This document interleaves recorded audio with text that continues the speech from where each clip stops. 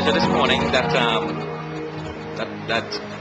we gather here in terms of sharing information with you in terms of the Mapao Sports Club and the professional football team in particular. And when I say the professional football team, I'm talking about all arms of the club. First of all, as everyone would know, the team finished 5th in the Pro League last year, and we thought that the team was competitive enough coming into the job. Prior to that, Angus, even myself,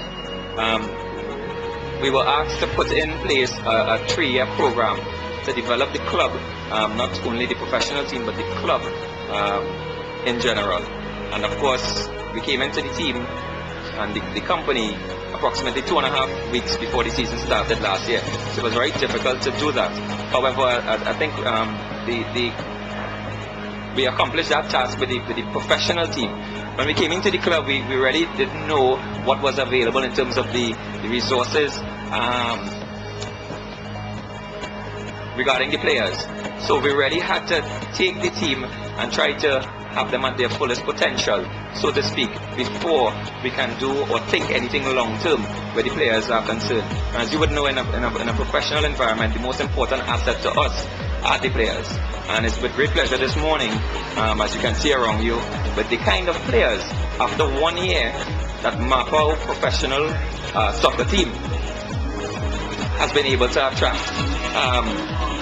First of all, the roles within the club pertaining to Mr. Eve and of course myself have also changed, because with growth, like everything else, we must channel our energies a little differently as we would have last year, for obvious reasons. One, time factor and time constraints being the main problem last year.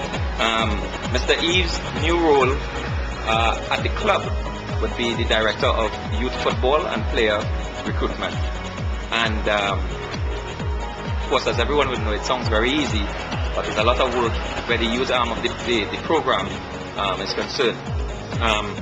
My role would be the director of football in terms of leading the club in the direction in which more so the directors, board of directors and the chairman and the owner of the club would want the club to reach. And my role is, I would want to say basically simple, but more or less to chart the course.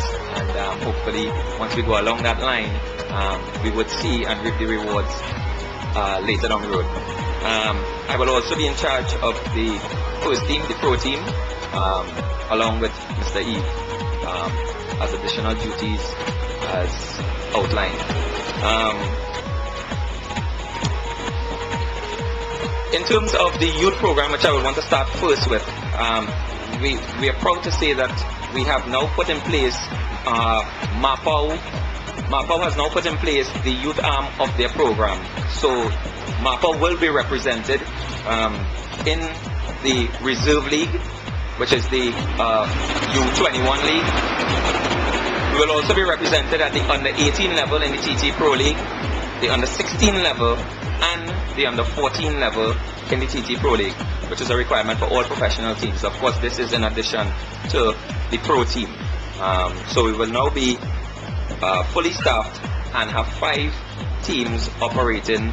Of course, those separate together in terms of division of the club. The professional team, the staff remains the same in terms of, we obviously, in addition to Angus, even myself, Jefferson George will continue as the goalkeeping coach of the professional team, and also the goalkeeping department with the youth teams in particular. Earl Joseph will continue along the lines as physio, and we're proud to have also joining us David Comie, who is well known in Trinidad and Tobago and throughout the Caribbean, so to speak, in many disciplines. So it's a privilege and an honor really to have David Comie on board with us, joining in the physiotherapist department. Roy B. Harry will be the equipment manager, and as I said before, the staff remains the same with the extension with David Comie. The under 20 team, and I specifically say under 20 because the reserve league is 21 and under. But Mapao has decided to field an under 20 team for obvious reasons. We want to invest in the youth, and we want the players on that team in particular, which I can tell you now will comprise of probably 18-year-olds, 19-year-olds, and as I know now, probably 2 17-year-olds.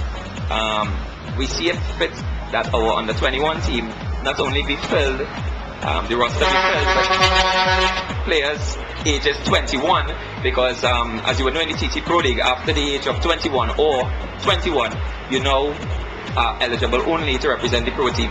So we're trying to not only open an avenue for the youngsters, but also to have a reserve team that is not only competent and capable, but as well to have that filtering system into the pro team.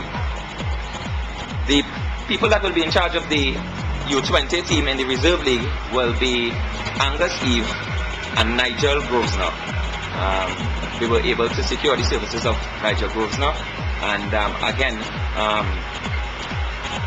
it is a name synonymous with youth football and college league, so to speak, and I think Nigel Mr. Grosvenor will bring some experience where that is concerned. So I think the players on that team will be fully equipped with the staff that is needed, especially the coaches, as I say, to continue in the direction in which the club is heading. On the 18 team, we were able to secure the services of Ricardo Alion, who, as everyone knows, a very versatile player, now into the coaching department, and even have his own coaching school. So to secure the services of Ricky Alion was a major accomplishment in what we set out in terms of the coaching. Unfortunately, this morning I am not at privilege to name the 16 and 14 coaches of the 16 and 14, but of course information will be given out to you as soon as that is done, and the reason for that is we're in the final stages of negotiating the contracts with the 2 coaches in particular, and as such we prefer until it's concrete to do that. So for that I do apologize.